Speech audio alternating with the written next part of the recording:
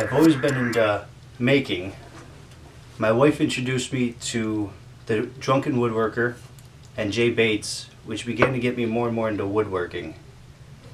My wife particularly likes boxes, and after showing me Jay Bates' cracked bandsaw box and some of Drunken Woodworker's bandsaw boxes, I decided to pick up a cheap bandsaw, which I soon realized was not big enough for making bandsaw boxes.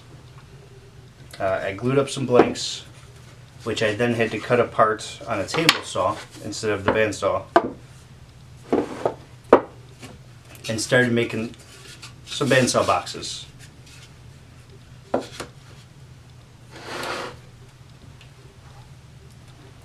Small boxes don't have to be difficult.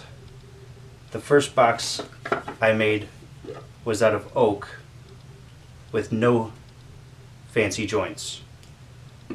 Just butt joints, just glued together and then glued down to a solid piece with a couple pieces of wood glued together and notched out for a lid. Second one was an accident.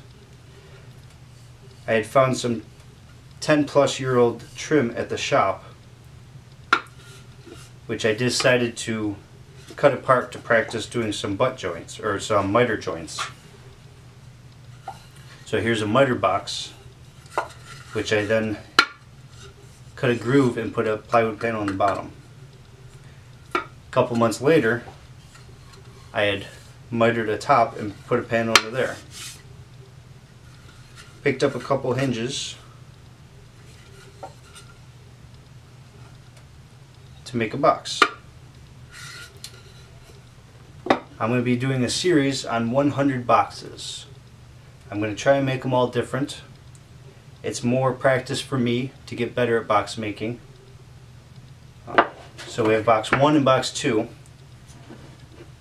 I had glued up off of David Picciuto's designs. I glued up a bunch of blanks using plywood and cherry for my bandsaw boxes. And I have a small one here, which I decided I'm going to use the Wood Whisperers design and make a box, cut it in half, cut out the inside and put sides on it to make a box. So that's going to be the third box. I have about the first